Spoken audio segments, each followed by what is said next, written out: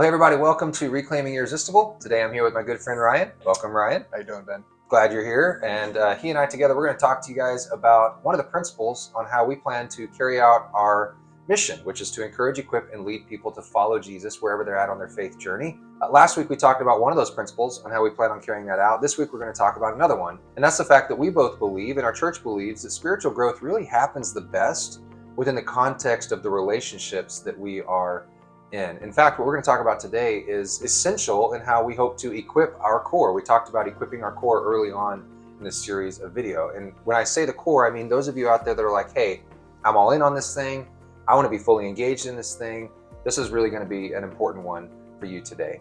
And what we want to share with you is the fact that we believe that God placed inside each one of us a need for Him, a relationship with Him, but also relationships with other people. We believe that God is a relational God. He desires a relationship with you, with me, with everybody. And since you and I are made in His image, we are also relational people as well. And speaking of relational, I picked up on something pretty quickly with Ryan a couple years ago. He and I, we started talking with one another a lot more, getting to know each other and developing even a deeper friendship. And one of the things that I noticed was that this guy is very relational. Yes, he loves building relationships. I know one of the things I noticed right away is that it doesn't matter what room Ryan is in and who is in that room. He has friends that he makes in that room. Everybody in that room is his friend. And he has not just a quantity, but also he desires a quality of relationships, deep, authentic relationships. And so because of that, I spoke with you, I don't know, probably about a year ago now. Yeah. And said, hey, how would you feel about coming on in a more official capacity as our adult ministries guy, our community groups guy here at the church, which is what we're going to talk about today. So Ryan, I'm going to hand things off to you for just a moment. Why don't you tell us the importance of having relationships with other people as Christ followers? Absolutely. Yeah. So as Ben mentioned, that it's natural for me to have relationships and to have a lot of relationships. I've always, wherever I've been in life, I've always been able to do that. And from the beginning, I really started realizing that I don't have very many close relationships. And so I've had to work really hard to get those close relationships, and I have them now, and especially now, even so we have groups going, that it's helped out a lot. And when I think about that, Jesus in the New Testament writers gives us 60 different one another's, and these one another's in the New Testament describe how to live in a community of faith with one another. For instance, you have love one another, or build up one another, or be patient with one another. And the key thing about these one another's is that you can't live out these one another's without others. Right. And so faith is meant to be experienced, it's meant to be practiced, and it's meant to be experienced with other people. And so God uses others to grow us, and unsurprisingly, He uses us to grow others. Yeah, that's great. So the way that we accomplish all of that, what Ryan just expressed to you, the way we accomplish all that is through what we call a groups model. We have a groups model in so many different areas, like it's woven into the fabric of what our church is. Really, the number one way that you experience the groups model is through community groups. Mm-hmm. If you've been in church for any length of time, maybe you've heard them called small groups or home groups, or when we were in youth ministry growing up, they were called cell groups. So there's a number of different ways that you can hear them described or called or whatever. But really, those are just groups that meet in homes throughout the week with 8 to 10 adults typically, and they study the Bible, but they also build relationships with one another.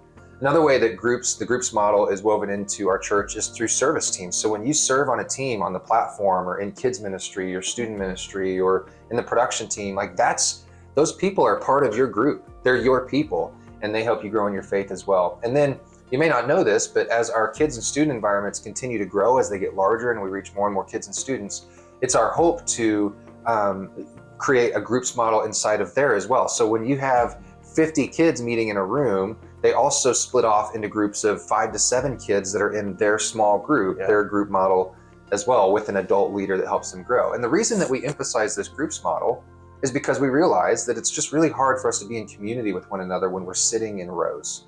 And so we want to maximize your opportunity for growth by using this groups model. But at the same time, we don't want to promise you like unrealistic depth. We're not saying, hey, just because you're in a group, you're going to go deep in your faith. It takes more than that. But we also don't want to do the opposite and just have these shallow friendships, these shallow relationships that don't really ever help us grow in our faith. So Ryan, Yeah. We make promises to people when it comes to groups. We make 4 promises in particular. What are those 4 promises? Yeah, so we do make promises for these groups. And those promises, those 4 promises we have, is that most of you who are involved in these groups are going to experience some kind of connection. For many of you, for the second promise, many of you are going to experience growth. And so what you may be growing wherever you are in life, whether or not you're just starting out your faith journey or you're experienced, you've been doing this for a while. The third promise we're going to have is for some of you, you're going to experience community. And this is really what this is all about. Like our goal is for you to experience some kind of community through these community groups. And that it's not just connected, it's not just growing, but you really feel like you're involved with each other, right? And for 1 or 2 of you, you may experience leadership, is that you may have a desire to be able to move into a leadership role and maybe lead a community group in the future. And these may be not the most exciting, they may be not the most dynamic promises that we've ever hoped for. Mm-hmm. You know, I'm not promising a pot of gold at the edge of the rainbow or anything. But what we realize is that group is not a sprint. You know, it's not a 100-yard dash. This thing's a marathon, and it takes a while. And for people might get connected in their first group, and they might feel connection. But it might not be a year or 2 now. They may be in another group where they actually experience growth. And there's nothing wrong with that. People grow at their own pace, right? And eventually, and it may even happen in the first group you're in. Eventually, you'll experience community, and that's really what we're there for. And we're able to move down that path to maybe experience even leadership and want to lead. And it may not even be leading in a group. You may get in a group and realize, you know what, I want to lead kids, or whatever it may be. So. Yeah, that's great. So those are our promises that we give. Yeah, that's great. Now, for many of you out there, like if you've spent any time in church like I have, I grew up in church. I know, Ryan, you've been in church for well over 20 years now yourself. And for some of us out there with our history, there's this model that we kind of refer to as the education model that's a little bit more appealing to us. It's the model where we sit in a room, and you might have heard it called Sunday school. Like when I was growing up, we'd go to Sunday school, and then we would go to big church, we called it. Yeah. And there's something attractive about that because you got somebody that's sitting there and presenting the Bible, and we're growing, and that's great. Like I'm not knocking that model at all. But the reason that it's more attractive to us often is because it's less messy and it's a little bit more efficient. But the truth is, I think that Jesus designed us, he designed Christian community to be a little bit messy so that we can eventually find wholeness. And what I mean by wholeness is learning how to be the same person in public, where I can be the same person with you when we're together as I am when I'm in private. It's just me. And I think that's the way Jesus designed us, to be in community. So it's a little bit more messy and a little less efficient, so to speak.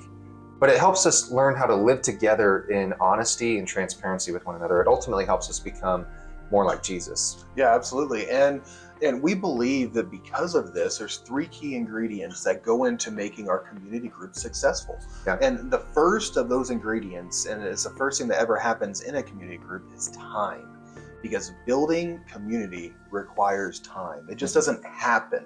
Absolutely. You know, and the time that you spend in this group, it could be different for every single group you go to. It may be structured.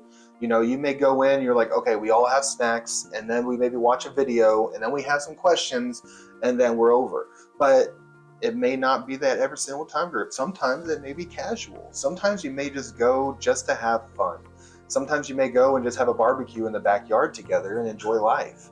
And other times, the time that you spend might be time spent serving with each other. And that's kind of the exciting stuff. Maybe going down to the Second Harvest Food Bank and packing boxes for people that have needs. Yeah. And so whatever that looks like, that first ingredient is going to be time, and as you spend time in your groups. Yeah, investing time with one another. I love that. The second ingredient that we think it's going to require to have that kind of growth is transparency. Again, speaking of Christian community that I think Jesus designed each of us for, when we're in Christian community, we need to learn how to share ourselves. We need to learn how to share our true selves. And not always, like not everything that's always going on with us all the time, and certainly not everything we've ever gone through or are currently experiencing all at once. We don't want that either. But really our goal is to learn how to be real in all of our relationships, learn how to be real with everybody. And then there need to be a few people in our lives where we can just hold nothing back between us and them. Because let's be real, we all struggle with sin. We all struggle with the effects that sin has on our lives as a result of that sin. And so we need to have relationships where we can bring that sin, bring those effects on our lives to light so that we can become truly free. Absolutely. And the third ingredient that we have kind of takes the first two together, right? Is that we realize that transparency just doesn't happen through time in itself, right? Like you don't just stand outside of a locked safe and it becomes automatically open.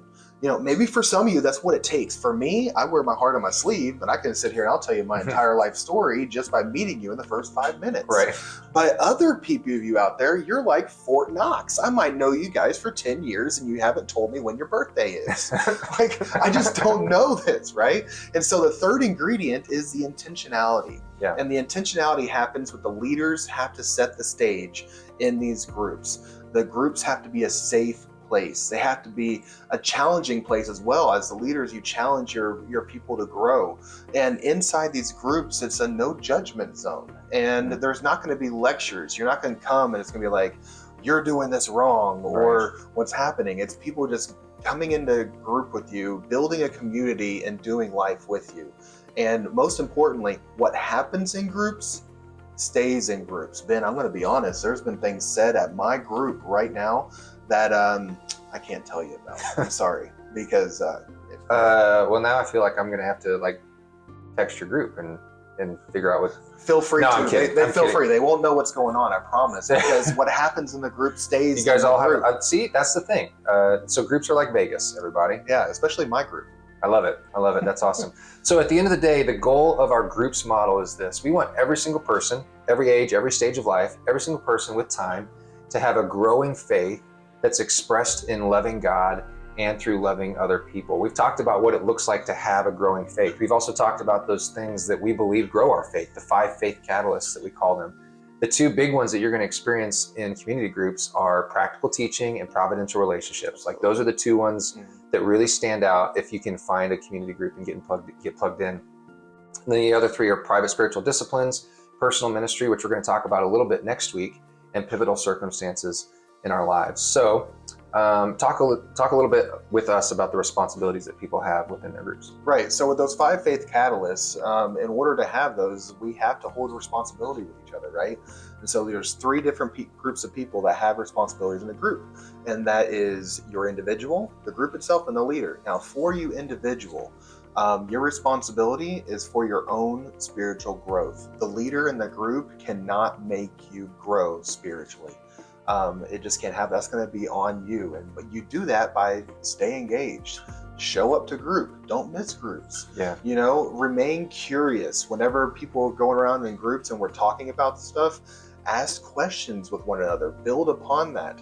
And another thing is take steps to follow Jesus, no matter where you are in your faith. Yeah. The responsibility for groups itself, as a group as a whole, is to support individuals. And you're going to need to support each other and promote accountability. And you want to encourage belonging and provide care. There might be things that happen in your groups that there might be a baby born while you're there, and the baby would need care. The mother, the father, they need care as well. There may be a tragedy that happens, and the group needs to come through and really form with them and help them out.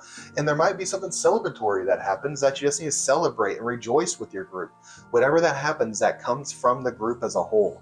And the leader, it's simple. You just have to encourage the process that we've set out before you, right?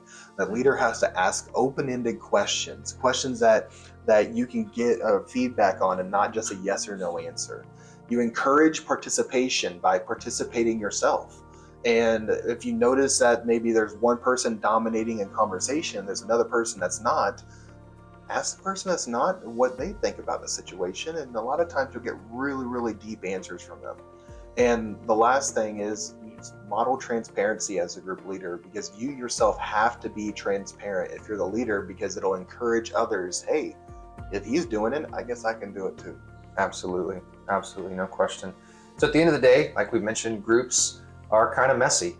And the truth is that's the case because relationships are messy. As we learn to get along with one another, as we learn to go through life with one another, as we like walk through the ups and downs of life, it's messy. But as we're growing in our relationships with one another, it's going to help us become better at helping one another become more like Jesus. In fact, as you get involved in groups, it's going to help equip you to inspire other people to follow Jesus. Well, hey, thank you so much for listening to the message that we just talked about community groups coming up here soon. And if throughout this message, if something clicked in you and you're like, you know what, maybe I do want to get involved in a community group. Maybe I want to be involved in a community. Maybe I want to experience growth in my relationship with Jesus right now, wherever you are. Well, if you go to groups.mycurrent.church, we have availability right now that could be opening for you. And so without filling that out, we don't know that. So if you go to groups.mycurrent.church, fill out a form. It's real quick. Tell us what kind of group you want to be a part of. Do you want to be a part of a men's single group or a women's single group? Do you want to be a part of a parents group or whatever kind of group you want to be a part of? It's there for you. And then tell us what days you would like to meet, what days you have availability on. And then tell us if you would like to be interested in being a leader and you want to experience that leadership in a group right now, or maybe you just want to host and you don't want to lead, but you have maybe a place at your house that you would love to host some people. Whatever it be, let us know, and we'll get you plugged in so that you can start experiencing community right away.